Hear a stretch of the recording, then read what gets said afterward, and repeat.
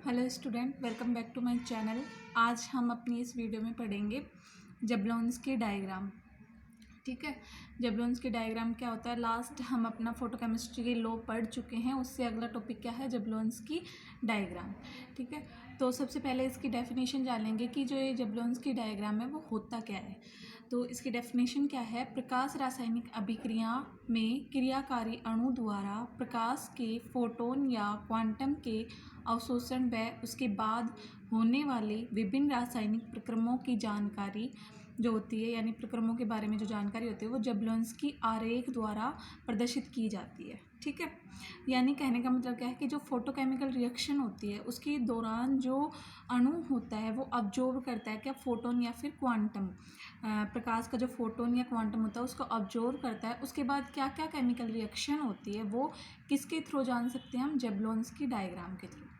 तो नीचे ये जो डायग्राम शो किया गया है ये है जबलोंस्की डायग्राम। ठीक है, तो इसके अंदर हम देख सकते हैं जबलोंस्की डायग्राम में हमें शो की गई है S0, S1, S2, S3, इधर है T1, T2, T3। ठीक है, ये है IC, ये होती है इंटरनल कन्वर्जन। ठीक है, ISC इंटर सिस्टम क्रॉसिंग, इधर ये फ्लोरोसेंस एंड फास्फोरोसेंस।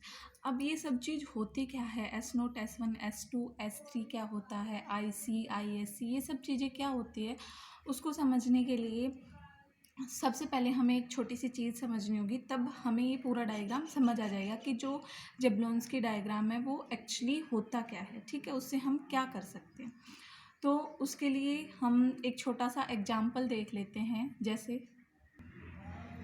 जैसे एग्जाम्पल के लिए हम ले लेते हैं, मान लो ये कोई मॉलिक्यूल है। ठीक है, ये क्या करता है, जब फोटोन को एब्जॉर्ब करेगा तो ये क्या करता है, ये एक्टिवेटेड कॉम्प्लेक्स बन जाता है। ठीक है, एक्साइटेड स्टेट में जाता है। उसके बाद ये अपनी एनर्जी को रिलीज करता है, फिर ये वापस आता है, अपनी मूल अवस्था के अंदर वापस आता है और क्या बनाता है, फिर हमें प्रोडक्ट देता है।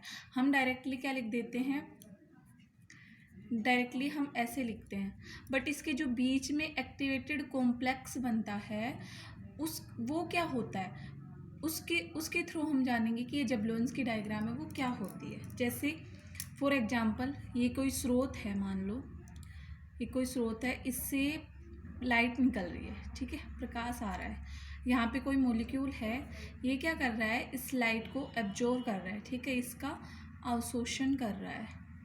ठीक है, जब ये इसका अवशोषण करता है तो ये अपनी ग्राउंड स्टेट में होता है। सबसे पहले क्या होता है, अपनी मूल अवस्था में होता है, ग्राउंड स्टेट में होता है। ग्राउंड स्टेट से ये जब इस प्रकाश का अवशोषण करता है, इसके फोटोन को ऑब्जर्व करता है, तो ये क्या करता है, एक्साइटेड स्टेट में चला जाता है। ग्राउंड स्टेट और एक्साइटेड स्टेट हम सबको पता है, तो वो क्या होती है, एक्साइटेड स्टेट में चला जाता है, यानी संक्रमण अवस्था में चला जाता है।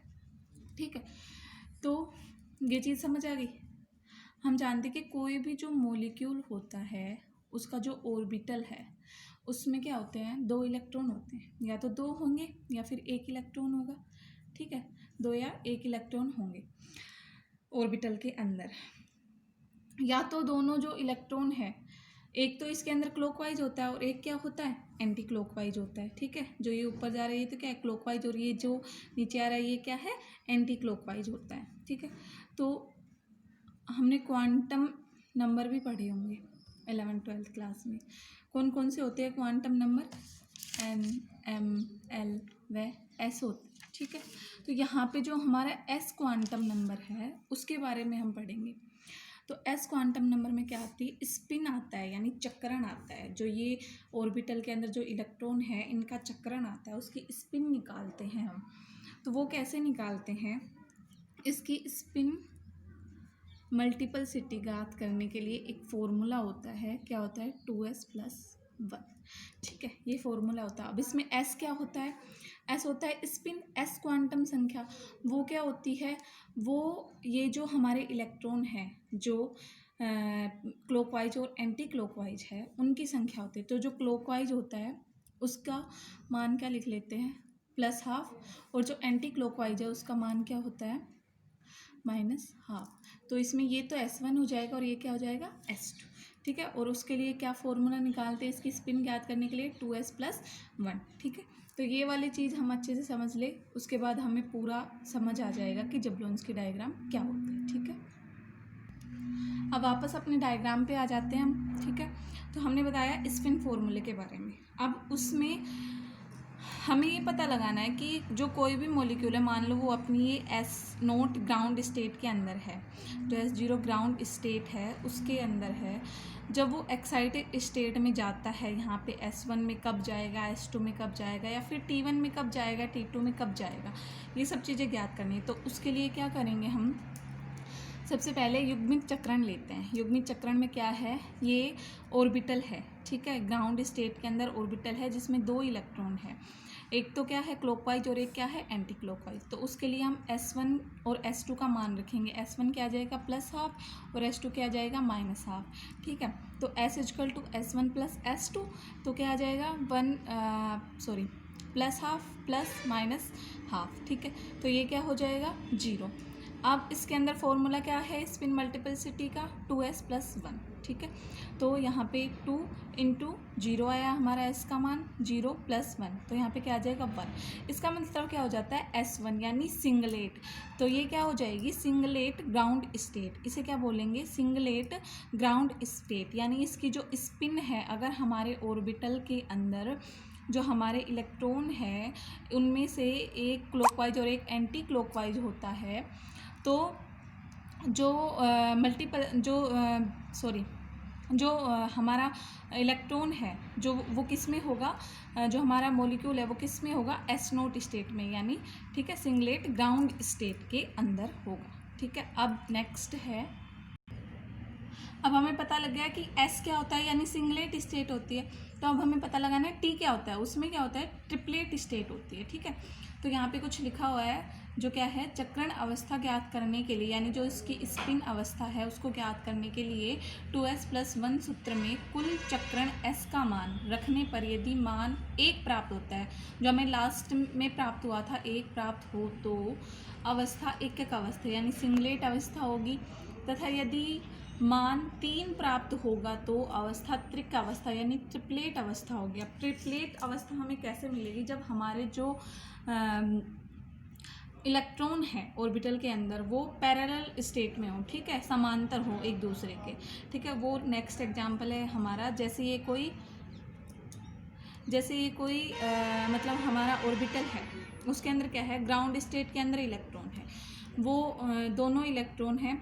तो ये अगर दोनों इलेक्ट्रॉन H न्यू लिखा हुआ है यहाँ पे, यानी ये एनर्जी को अब्जॉर्व कर रहे हैं, एनर्जी अवशोषण करके अब्जॉर्व करके अगर ये दोनों पैरेलल अवस्था में जाते हैं यानी समानांतर जाते हैं एक दूसरे के, तो क्या होगा दोनों का मान एक ही रखा जाएगा, यानी S का मान समान रखा जाएगा क्योंकि एक ही दिशा में जा रहे हैं। तो इसलिए हम S का मान क्या रखेंगे S1 = +½ और S2 भी क्या हो जाएगा +½ कुछ भी रख सकते हैं, -½ भी या फिर +½ दोनों में से कुछ भी रख सकते हैं, लेकिन सेम होगा S1 और S2 का मान। तो S = S1 + S2, देन ये आ जाएगा यहाँ पे ½ + ½, तो ये क्या हो जाएगा 1। अब इसमें फॉर्मूला क्या लिखेंगे 2s+1, तो क्या आ जाएगा यहाँ पे 2 × 1 + 1, तो ये क्या आ जाएगा 3। अगर 3 हमें मिला है, लास्ट हमने पढ़ा था कि अगर हमें मान 3 प्राप्त हो तो क्या होगा वो ट्रिपलेट एक्साइटेड स्टेट होगी, ठीक है। यानी जो हमारा इलेक्ट्रॉन है वो ट्रिपलेट एक्साइटेड स्टेट में जाएगा, ठीक है। अब इससे अगला है एंटी पैरेलल। इसका मतलब क्या है कि कोई भी इलेक्ट्रॉन है, ठीक है, वो ग्राउंड स्टेट में है, एनर्जी अब्जॉर्ब कर रहे हैं, मान लो एक तो जा रहा है पैरेलल और एक क्या है एंटी पैरेलल, यानी एक दूसरे के अलग दिशा में है वो, ठीक है। तो क्या होगा यहाँ पे दोनों का मान अलग अलग होगा, एक का मान +½ और एक का मान क्या होगा -½ ठीक है। तो यहाँ पे क्या आ जाएगा S1 = +½ और S2 = -½ then S = S1 + S2, वही फॉर्मूला लगाएंगे, यहाँ पे क्या आ जाएगा 0, देन क्या आ जाएगा हमारा यहाँ पे 1 प्राप्त हो जाएगा हमें, ठीक है, एक मिल गया। तो ये क्या होगी सिंगलेट एक्साइटेड स्टेट, इसे क्या बोलेंगे सिंगलेट एक्साइटेड स्टेट। अब वापस से अपने डायग्राम पे आते हैं। तो हमारे डायग्राम में क्या है, S0, S1, S2, S3, यानी अगर हमें एक मिल रहा है स्पिन नंबर तो उसमें क्या आएगा, मॉलिक्यूल S0 से या तो S1 में या S2 में या S3 में जाएगा। ये मैंने यहाँ पे शो भी किया हुआ है डायग्राम में कि अगर मॉलिक्यूल 2 इलेक्ट्रॉन है, दोनों में से अगर वो एंटी पैरेलल में जाते हैं तो S1 में जाते हैं, ठीक है। तो सब कुछ इधर क्या है T1, यानी एक समानांतर जाते तो या तो T1 में या T2 में या T3 में जाते हैं। अब हमारी जो नेक्स्ट वीडियो होगी उसके अंदर हम पढ़ेंगे IC क्या होता है, ISC क्या होता है, और फ्लोरोसेंस एंड फास्फोरोसेंस क्या होती है, इन सब की प्रोसेस क्या होती है, IC में कैसे आता है, ISC कैसे काम करते हैं, फ्लोरोसेंस एंड फास्फोरोसेंस कैसे काम करते हैं, ये सब हमारी नेक्स्ट वीडियो में पढ़ेंगे हम, ठीक है।